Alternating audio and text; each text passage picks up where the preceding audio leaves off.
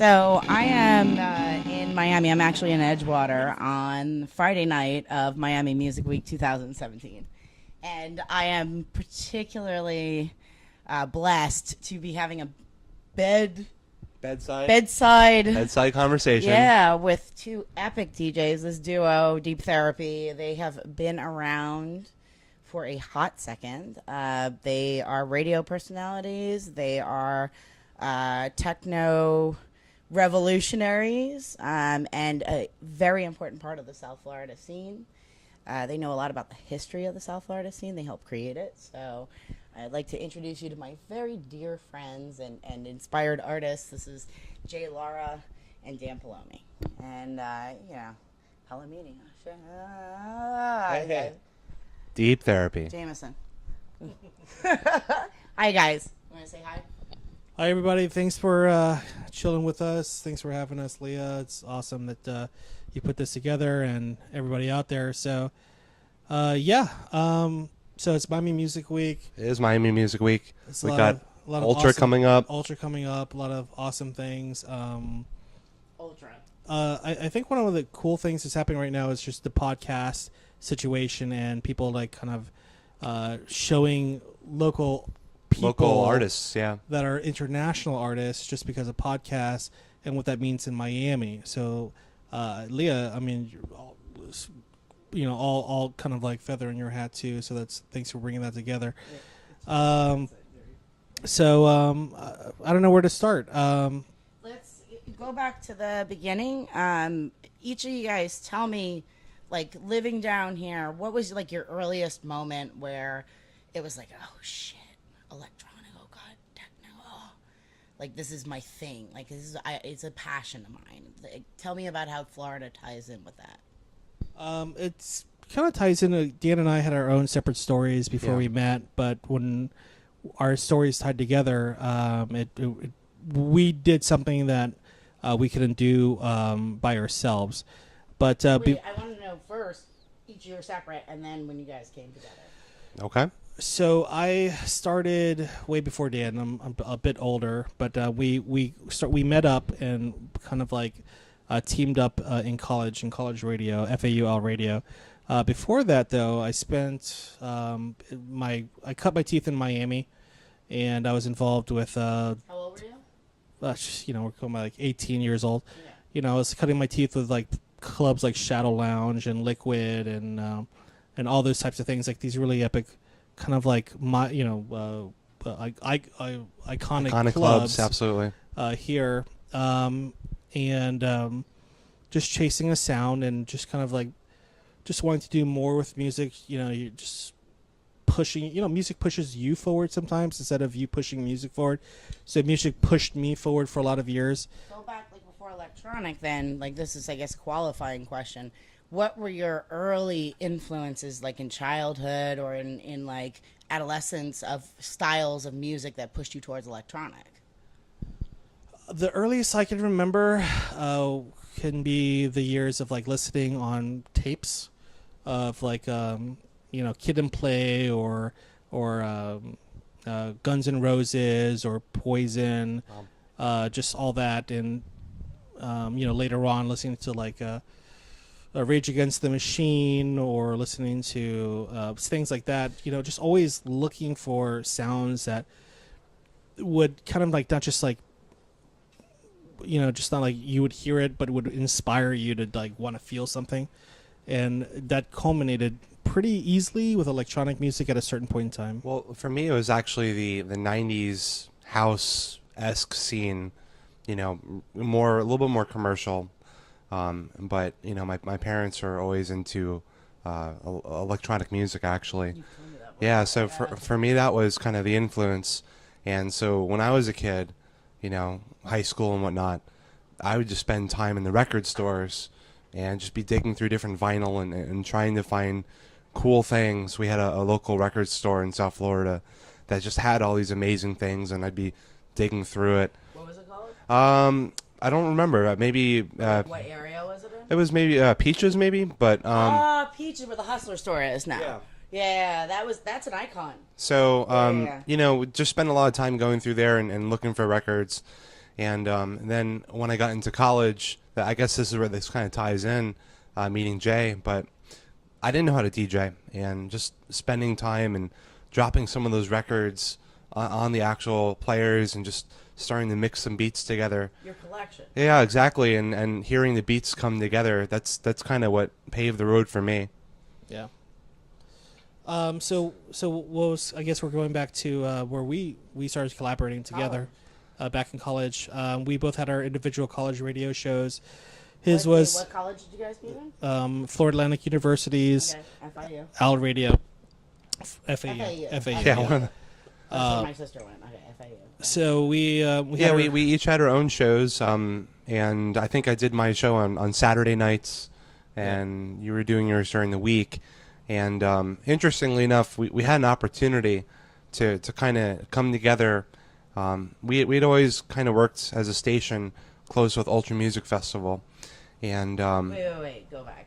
How did you get involved with Ultra, like as college students? You know, is the radio program that all right, so big of a deal, or here's a really cool thing for people to understand. When you're in the music genre or arena, you should always push and look forward to like every opportunity that you have. And for a college radio station, our biggest opportunity was linking up with the biggest events in town, and so we made a relationship with Ultra Music Festival. Yep. We made a relationship with Space. We made a relationship with a lot of top Miami venues because as college students and just pushing out our music outside there, it was just something that was logical to do. Not only that, but it made a lot of sense.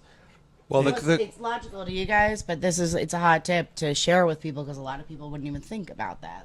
really, Utilize the resources in the area and think unilaterally as opposed to Sure, yeah. well, actually, I think when we started pushing Ultra, we had maybe a little area.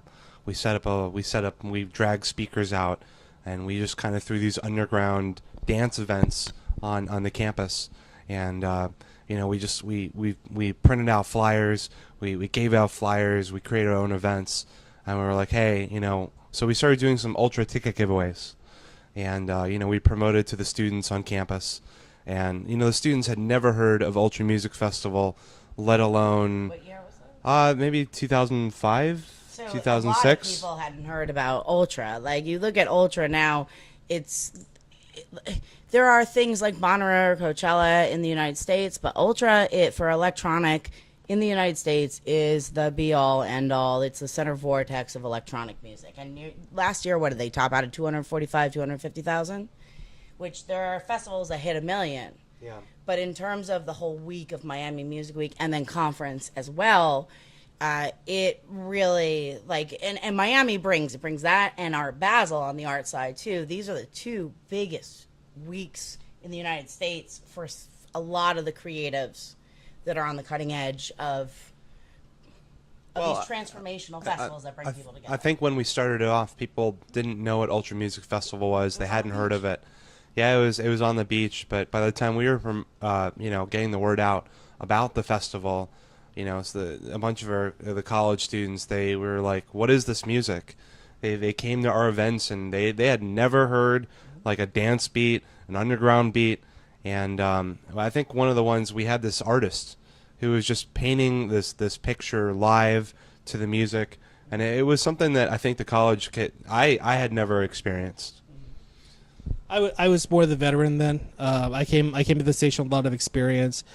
I came to the station with the Miami Hustle, and the reason before that was because I had predecessors, Francisco Martin and Bob Young, who were doing the Womb back on South Beach, and they came from Florida Atlantic University Radio, and it was the Womb was a internet broadcast radio, and this is like pioneering. And Incubator. well, yeah, It was pioneering this particular genre of how to get underground music across using the internet, and how to get underground music across using college radio.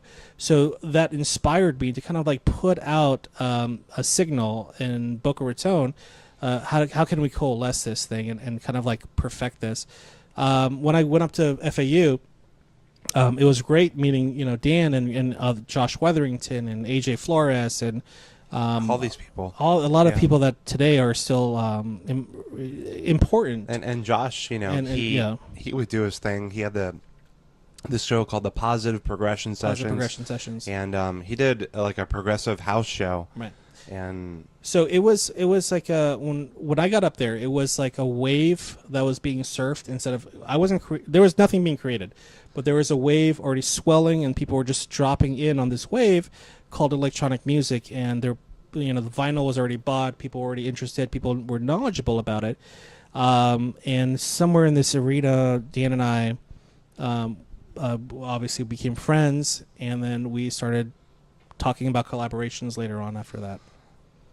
And really, the one thing that was interesting is when we first started collaborating, our sounds were Totally different. Yeah, totally different. I was You two like separate, wasn't it? Yeah, Together, separate, yeah. Totally different. Music passion and you met somewhere. I mean, Jay coming from kind of like a psytrance background and, Yeah. and Miami techno and all these different sounds. Hard and- house, Miami techno, Yeah. hard trance. I mean, we're talking about like the days of Georgia Costa, the living room, like Yeah. classic Miami.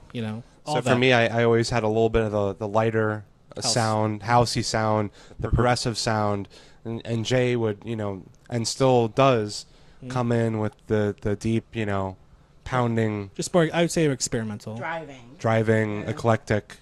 experimental Yeah. stuff. So how we, I guess, how we became friends and partners. So, I mean, we had classes together, a couple classes together. Tell me about the we- day you guys met.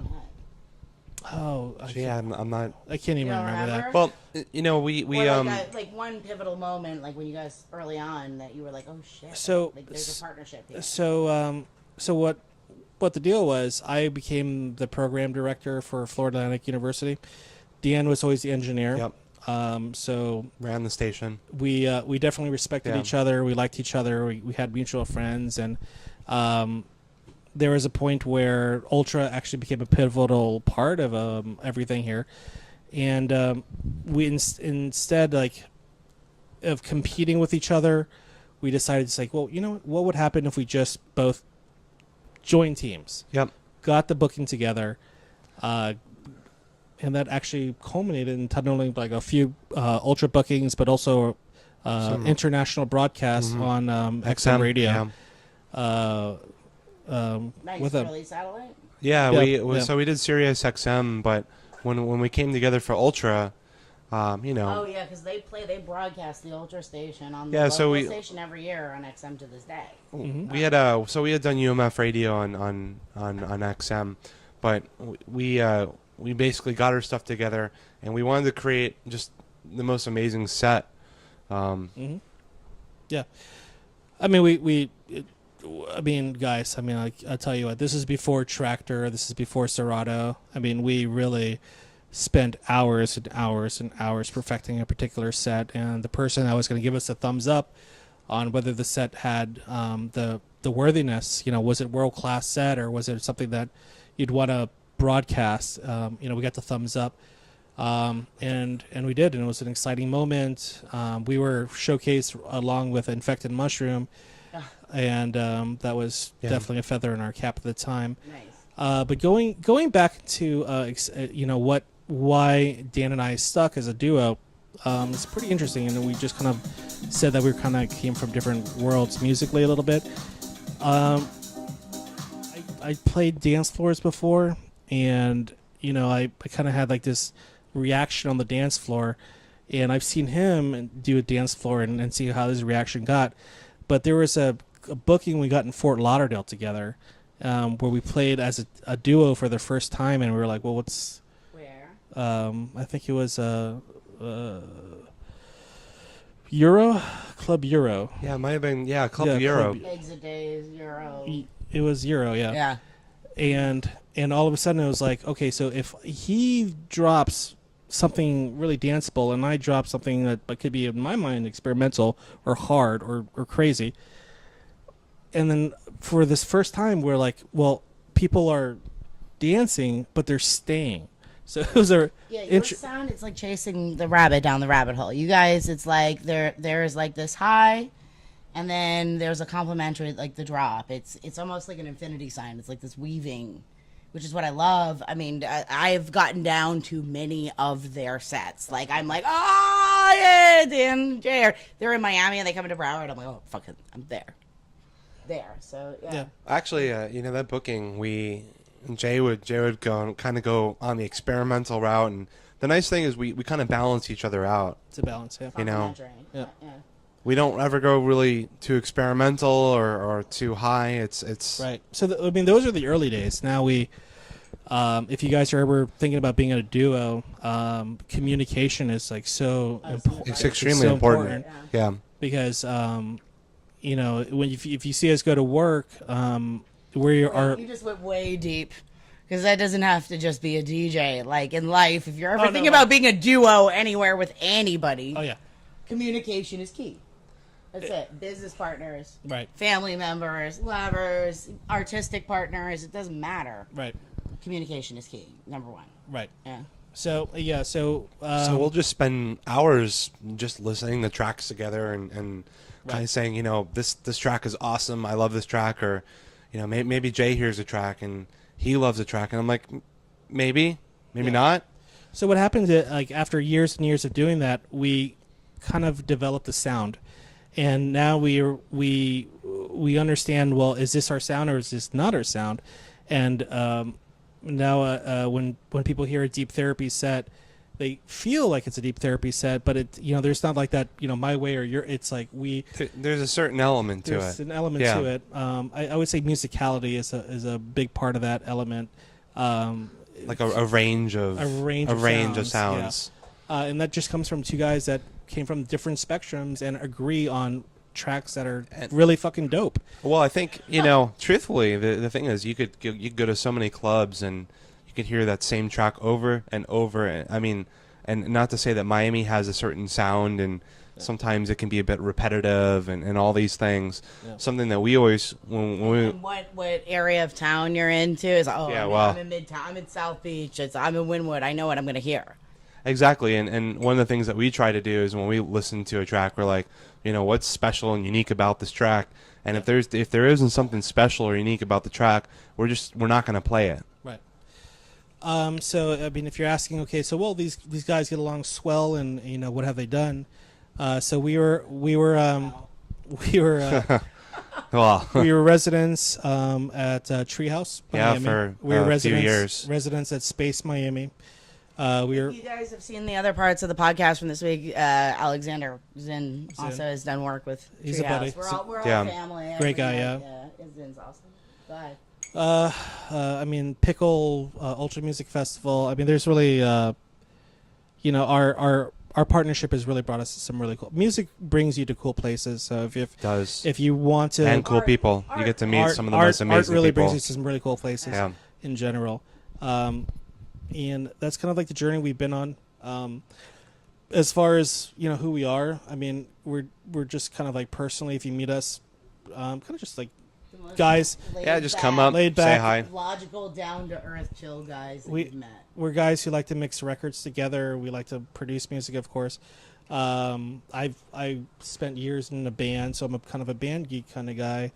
Dan has always been more on the tech side. A little bit on the tech side, yeah. What did you play in the band you were in? I was the lead saxophone kind of guy. So we've had this conversation a while ago. Yeah, I forgot that you play sax. That's awesome. And I played the guitar and bass. Yeah. So. It's every excellent DJ that I've met definitely has some kind of background in a instrument too. It's like people think, the push and play. There's a lot of like criticism in the industry about, DJs, but the DJs that hold their weight, and when people really get into understanding electronic, is that they're musicians. So even if, I want to go back to an earlier point you brought up. It's kind of like where did it all start for you? It should start from anybody, the same way it should start for me or for him, and it's in a position of listening intently to music and imagining and just creating in your own head A vision. yeah. Of what this music is. Is there something that you can contribute to it? Endless of hours. I mean, if you just spend endless hours listening to music and imagining where, just learning and learning capacity, there's just something inside you that could be better than normal, better than average. And if you take it and you so happen to have a college radio station and do like a bunch of mixes, you can sound unique. You can have a style. You can be somebody more than just a top 50 DJ push and play guy. Yeah, push and play. That's pretty much how it is. It really is. So, Okay. yeah. So, a couple of things. I asked you guys earlier. You remember when we met at Moonshine? I'm very fortunate to have an amazing crew of talented artists and friends of the artists that have this network in the underground in Miami that we all get together and we party together, listen to music, we eat, we drink, we celebrate. We've watched births, weddings, lives, deaths. We've all created funding towards helping people when they're in their time of need. And that's actually how I met you guys, was through a party that was meant to raise funds for a mutual friend of ours. Yeah, no, we're lucky. I mean, in South Florida, it's really hard to find that kind of community, like if you're just through the door. Yeah. Yeah. So like we're happy. We have a very talented kind of circle, and loving and a lot of respects and accepting and stuff like that. So like every family member, sometimes it's rough and sometimes it's beautiful, but it's possible in South Florida to have like nice people. It's more than possible. I mean, every day I wake up, I talk to friends about. I'm like, this is my life. What? And such like gratitude. I really think that one of the things that we've brought ourselves into is just a really positive community of people that support the underground scene. Through our years, we've really amassed a group of people that truly care about the music, and I think that's something that is really special for us. Well, I like that you're talking about the underground scene, because there's an interesting piece in this group that it's two different groups that have kind of met each other. And if anybody out there is familiar with Burning Man, a lot of the people that are in this group are also burners and have been out to the playa. And I know Dan has. Have you gone out to La Burn yet, or no? Yeah, I would. You have? Okay. So there's a regional festival in the area that is a Burning Man sanctioned event called Love Burn that just happened, and Dan was just there recently, and he's been. You were at the first one, Jay? Yeah. And you didn't go this year, but yeah, but Dan came through. I hadn't seen Dan forever. We ran into each other, so I just wanted you to tell me a little piece about the burner experience too, for people that haven't had that experience. Well, I think the burner experience is something that really can help you. I mean, if you're haven't been to a burn, it's something that can open your eyes to, a greater common good, and expose you to new ideas, and meet honestly some of the best people you'll ever meet. Some of the most amazing artists, some of the most amazing just people, and stories you'll share with people, the experiences you'll have. Really, you're not going to find that anywhere else, except at the burns. So, I mean, personally, we're lucky that, down here in Miami, we have a regional burn. Most places don't really have something so close to them. But as I drove 30 minutes from out west, a little north and a little west, 30 minutes. So here's where you can tell the difference between Dan and I's personality. My takeaway from the burn was, there are moments of art to be appreciated, and just going through an art perspective, there are those situations and there are those collaborations where you can see something that is a bit existential, that is a little profound. I don't go there for a lot of the kumbaya stuff, but I do go there for sometimes seeing something that can make me think twice about something, or make People me inspire you? reconsider or inspire.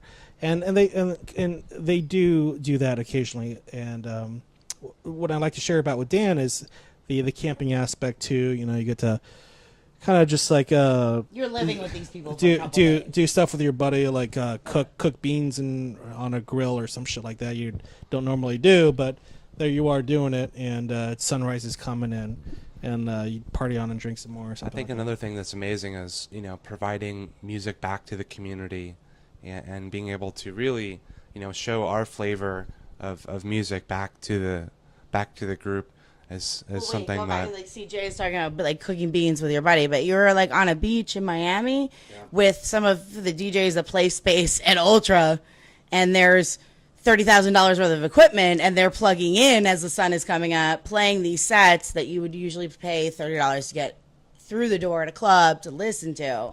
Well, and the other thing And is, you're doing that. you know, you just have people that just jump on decks. It's a really Organic. yeah, it's an organic experience. You know, people aren't like, oh, well, I mean, I guess certain parts could be, but they're not like, oh, you know, I have my set times, and it's just, No. hey, you know, I want to drop some beats, and it's cool, man.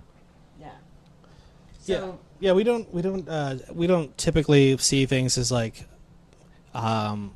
the value of like, should we be playing for $100 or for an hour or $200 for this or that anymore.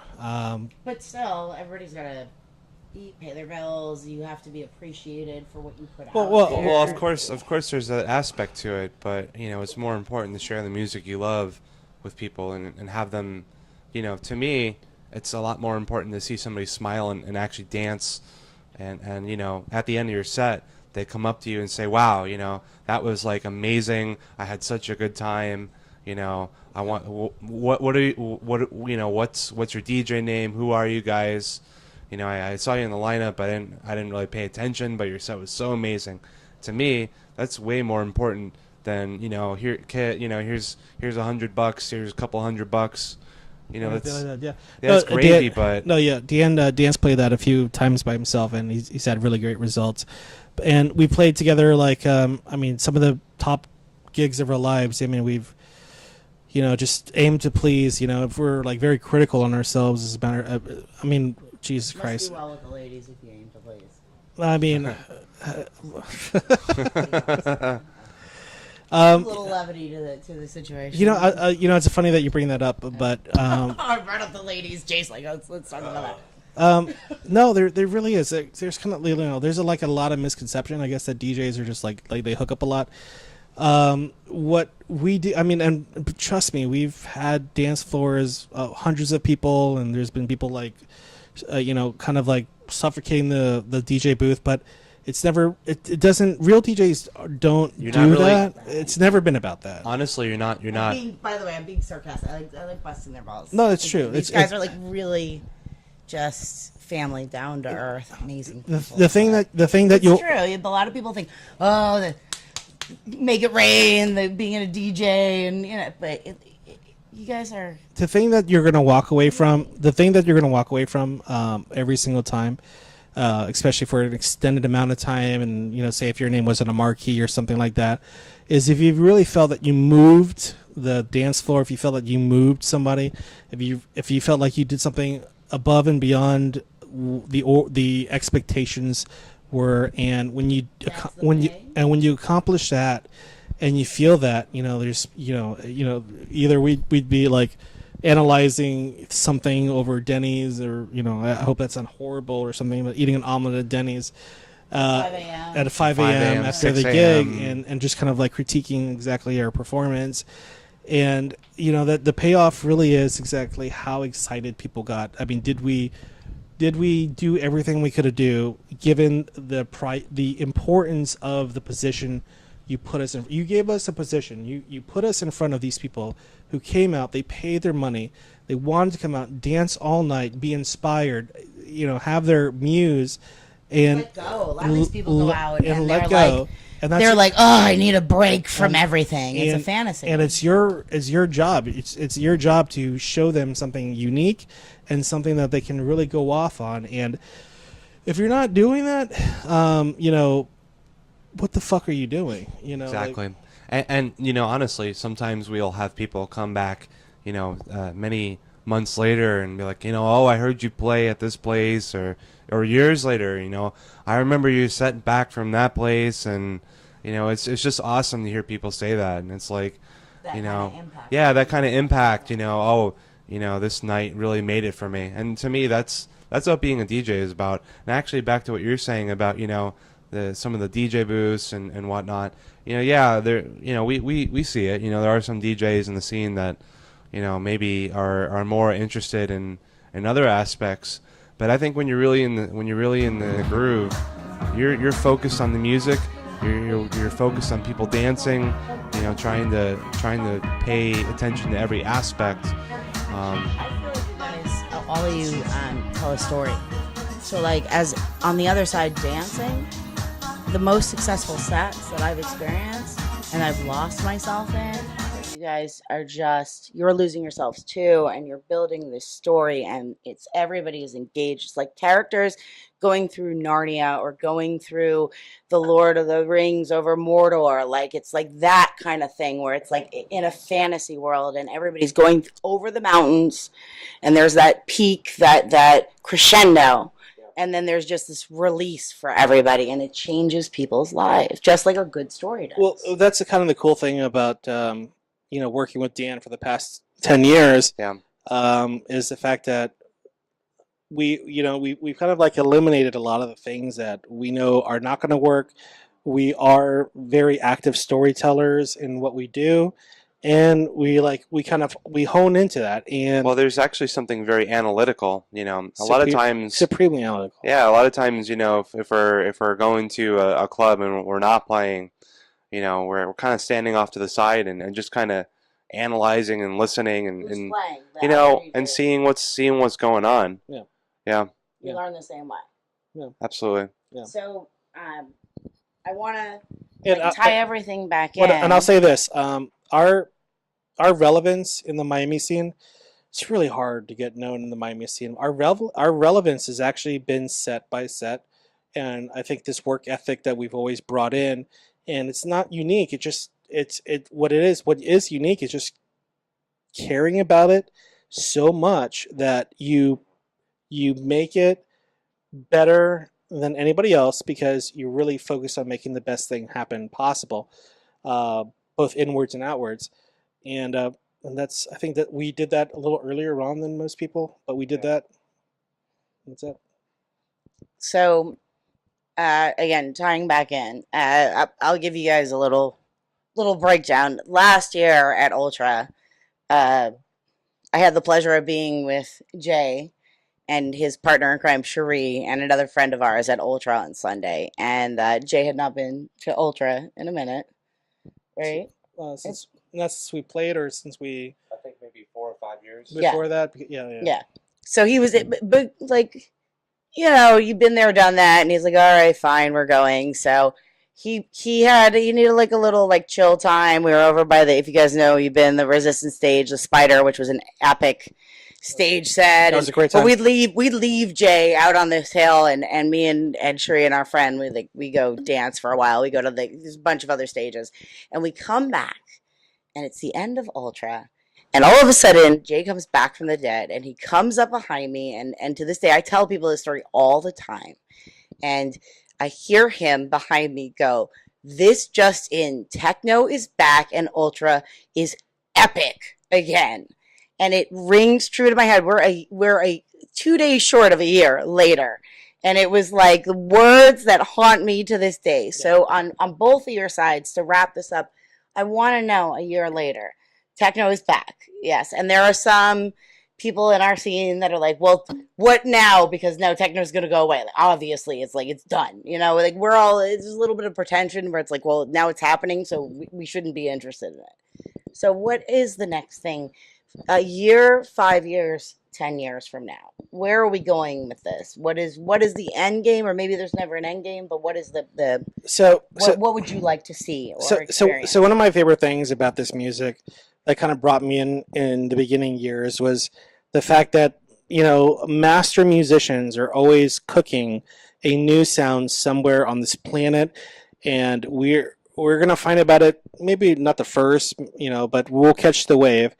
But that's the real underground, and the underground will always reverberate back to people that appreciate the newest sounds first. And we're always looking for that, but if what genre is going to come in or come out, who knows. But well, I'll tell you one thing. Well, again, this is like guilty. It's like, oh, my magic crystal ball. You're allowed to go there. Looking back 4 years, many people said to me, yo, you want to do a techno party in Miami? Techno is not going to work in Miami. I mean, how many times did I hear that? How many times? Where are we going in a little bit too? Well, we hear like techno's not going to work in West Palm Beach. Techno's not going to work in Fort Lauderdale. So South Florida in general, it's hard. I mean, techno's working actually, and we're going back to places where people said that hip hop wouldn't work, or rock wouldn't work, or it just has to be top 40 all the time in every place that you go. But somehow, some way, electronic music prevails, and it continues to, and it in top 40 electronic music prevails. It's mixed into the top 40. What are you talking? Yeah, so there is electronic in there. So the big picture is, we have like this really exciting music that people are still wrapping their heads around, even though it's been 40 years in. Going back to the house days of Black Eyes, having like awesome gay parties in Chicago or whatever, and just dancing all night to today, and there's just no stoppage of this mishmash of sounds, and it will always be a mishmash of sounds, until people, start doing something that's just a little bit more innovative than the last time of the mishmash that you drove everybody crazy. So, I mean, if you're an artist, if you're like looking to make something, don't copy, just innovate. Innovate. Just innovate. Find a new sound that you like. Do something different. Find a new sound that you like, you want to hear, and go with it. And believe in it. Always believe in it, and then if you do, people will enjoy it. Absolutely. All right. Thanks for joining us, guys. I guess the end thought is don't stop ever. It's pretty consistent, and we are going out to yes to all. Yes to all. Yes to all. I will see you guys later in the weekend. Guys, if you want to check us out, check out. We're on Mixcloud. You can look at Soundbox Miami Mixcloud. We have a selection of not only our own sets, but a lot of the local guys. Donnie Lowe. We'll throw all the links in in the subcategories. Really awesome to check out outside of our own things. But thanks for hanging with us. Yeah, Jay, Dan, thank you. Pleasure. Always love you guys.